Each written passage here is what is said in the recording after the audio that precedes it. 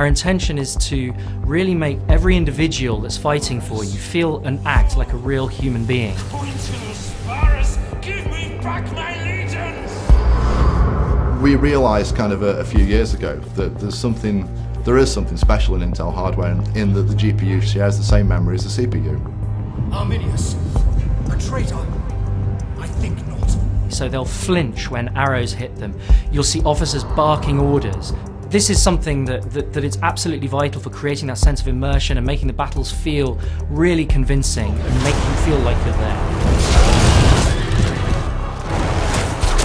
What we've managed to do is put in some little trickery whereby you can copy directly from system memory into graphics memory. Now, we are, I think, just in our infancy in terms of what you can do with this technology. There is more to come.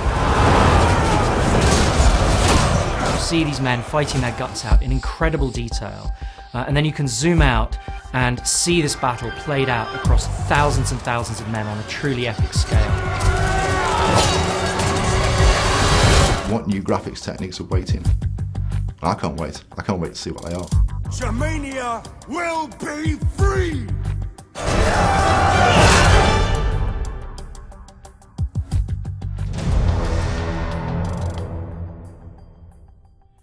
Intel and Creative Assembly have worked together closely in the past, and it's a partnership that's always served us well.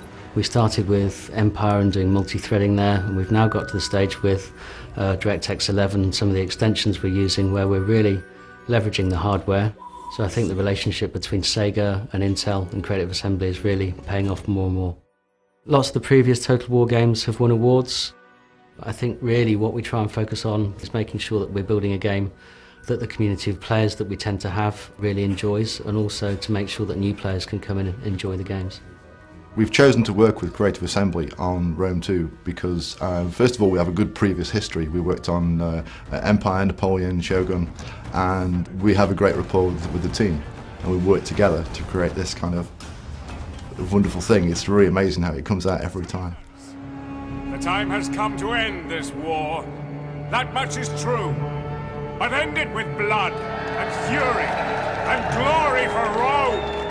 At Creative Assembly, we've just celebrated our 25th anniversary, and we're really glad to mark that with the announcement of Total War Rome 2, which is the follow-up to the original Rome Total War. Rome 2 is a huge project for us. We are really trying to push the bar and really take the series to the next level. Rome is, for us, really the ultimate empire-building era. It's the ultimate period in which to set a Total War game, which combines this empire-building grand strategy with, massive, epic, real-time battles.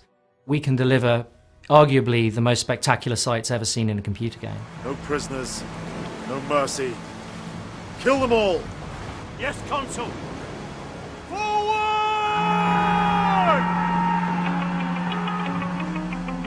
Intel's here working with Creative Assembly on two aspects of the game. One is making sure that the CPU is really well used, so we have multi-threading, all that kind of stuff in there. But our real focus on this one has been graphics. Intel have provided us with two new extensions to DirectX 11.1. These are termed UAV serialization and direct resource access, both of which give us an opportunity to create faster, more optimal techniques than we can do otherwise. Intel's fourth generation core processors not only beef up the graphics horsepower, but they add two extensions beyond DX 11.1. And what that means is higher frame rates, less stutter, better transparency, better shadows, better lighting generally, and that's all on the integrated processor graphics which Intel has introduced here in 2013.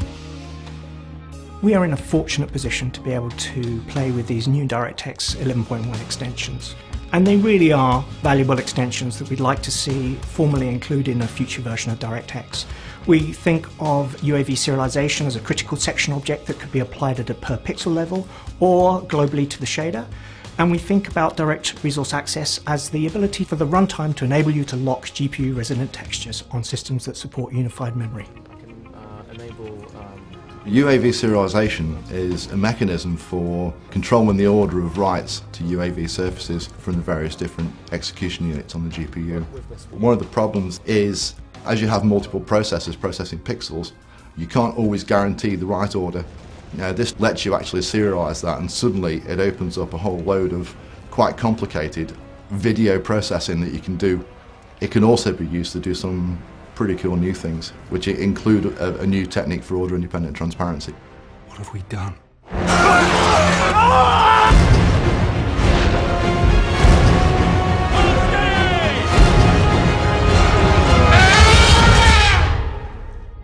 Transparency has often been a problem in games. Right back to when 3D first started, hardware has struggled really to cope with transparency. When you try to draw transparent stuff, things which are like smoke or hair or dust particles or water, it's fundamentally difficult to get the rendering right. The classic approach has always been hampered by low frame rates and quality issues. With the introduction of Intel's latest 4th generation hardware, we're finally able to deliver real-time order-independent transparency. The full name actually of the extension is AOIT, which is Adaptive Order-Independent Transparency. If you've got 500 polygons that are all being overlaid on a particular pixel, you don't want to draw all 500 polygons because you're not going to see the alpha effect from the ones at the back. So the adaptive part is a technique for kind of culling the polygons that aren't going to have any kind of visual contribution to the scene. This will never end! They will never surrender! Take those walls! The end user benefit for AOIT is it takes us to kind of a deeper immersion. The second advantage to the gamer, obviously, is speed. We've all experienced games that kind of suddenly chunk when you've got 5 explosions going off in front of you. This is the alpha process, and this is what AOIT at least takes steps towards getting rid of. We're setting an agenda here which is all about solving problems for games developers and therefore improving the experience for games players.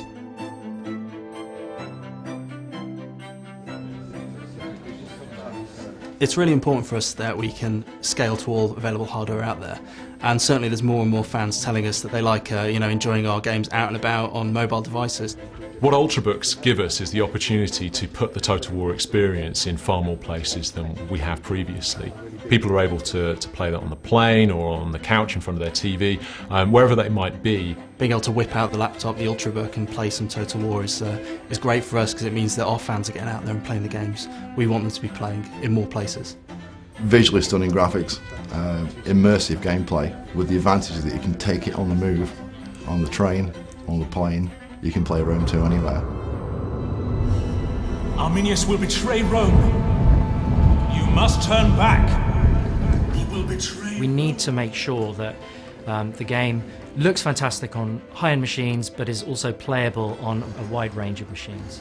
We've worked very closely with Creative Assembly to make sure that Rome 2, out of the box, is just a beautiful experience. Install it and run it. It's smooth and slick, everything's beautiful. There's nothing more off-putting than opening a box, pulling out the game, installing it, and it plays at 2 frames a second. When you install the game, it plays and it works, yeah, and you don't have to go and faff around with various different setting screens and trying to find the one that works. Working with Intel on Rome 2 has been a joy. It's a very collaborative endeavour where both parties are contributing their expertise to produce features that really enrich the player's experience. They're very interested in keeping us honest, in working closely with us on the API and on the technology. It's tremendously helpful to have someone who is critical and constructive, and Creative Assembly have been all of those every time. The best part of working with Creative Assembly is having the chance to bang heads with some really clever and really creative and really dedicated people. It's fun, it's almost fun, it's almost not work. So looking at what's coming up from Intel and some of the things that are there in the hardware, it's quite exciting. What we're starting to see is the hardware isn't getting in the way of the programmers so much, so guys in the team are really able to focus on stuff that we think really matters for the players. I love the fact that we deliver a world which is so visually rich that at times you really are convinced by it. And as the horsepower grows inside our GPUs and the interconnection gets more profound between the GPU and the CPU, the ability of the graphics engine to use that tightly coupled pair of engines grows. So we will see games which have much better quality lighting, much more interactive kind of environments, much more substance to the world as well as much more detail to the world, so that it looks realistic wherever you go. And I think over the next 5 years or so we will get to the stage where a significant number of games deliver what is genuinely real-time, indistinguishable from the world. And Rome 2 is a lovely step along the way.